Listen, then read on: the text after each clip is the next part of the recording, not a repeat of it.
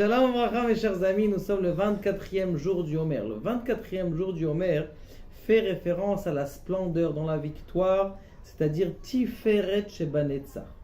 La splendeur dans la victoire, qu'est-ce que ça veut dire la splendeur dans la victoire? Eh bien, comment on fait pour se battre contre le mal? Il y a quelqu'un qui est toute la journée en train de se battre contre le mal, c'est dur, et il a cette tentation-là, et il a ce chocolat pas cachère, et il a le Kinder, et il a ça, et je parle pas d'autre chose. Tous les jours, c'est la bataille. Mais il y a quelque chose d'extraordinaire. Pour se battre contre le mal, quand j'ai réussi à me battre, je dois danser. Tu dois danser. Waouh, Kadosh Baruch Hu, extraordinaire. J'ai réussi à me battre. Même un jour, tu as réussi. Merci à Kadosh Baruch Hu. Qu'est-ce qui se passe? Dans ta tête, il commence à avoir une connexion que le fait que tu t'es empêché de faire du mal, eh bien, ça t'amène de la joie. Parce que qu'est-ce qui se passe? Lorsque quelqu'un dit « Oh là là, je me suis encore empêché de manger mon camembert pas cachère, je me suis encore empêché de voir ma copine, je me suis encore empêché d'embrasser ma copine, oh c'est dommage, j'aurais peut-être pu faire quelque chose et tout ça. » Eh bien, ce qui se passe, c'est que tu rentres une certaine amertume à l'intérieur de ton acte. Mais si tu dis « Je me suis battu, j'ai vu ma fiancée, je ne l'ai pas fait, je ne l'ai pas embrassée. » Eh bien, ce qui se passe, tu te rentrais de la joie. La prochaine fois, ton cerveau, il est en train de faire une association en disant celui qui s'empêche de faire du mal et qui s'est enlevé un profit, eh bien, il va avoir de la joie. Quand il va enlever un profit, il va avoir de la joie. Eh bien, du coup, la prochaine fois, il va se battre encore et il va réussir.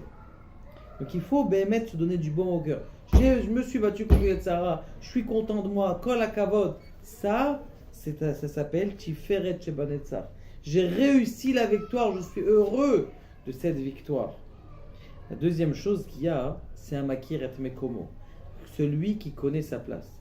Il y a à la fin de Maser Todaf, même une tête, il y a marqué là-bas, depuis que le Beth Amikdash a été détruit, il n'y a plus, depuis que Rabbi est mort, il n'y a plus de gens qui sont humbles. Rabbi Yosef, il est venu, il a dit, oh non, non, s'il vous plaît, il y a moi, je suis humble. Je comprends pas. Comment tu peux dire, moi, je suis humble? Rabbi Yosef dans la Gemara dit, moi, je suis humble. Mais comment tu peux dire ça? Celui qui dit, je suis humble, déjà, c'est de l'orgueil. La réponse, elle est comme ça. Elle est quelqu'un qui sait pertinemment qu'il est humble, il connaît son endroit, eh bien, il peut dire qu'il est humble. Mais il faut qu'il sache vraiment c'est quoi son humilité, c'est quoi sa position, c'est quoi sa... Ça, c'est de l'humilité. Si quelqu'un il se rabaisse, il dit moi je suis rien, mais il va finir par tomber. Mais si quelqu'un justement après qui s'est battu contre les Yetzara, moi j'ai réussi à me battre contre les Yetzara, il m'a dit viens je t'invite dans un restaurant pas caché, je dis non non, je vais pas, ça y est j'ai arrêté de manger dans les restaurants comme ça, ou viens je t'amène dans un cabaret un peu bizarre.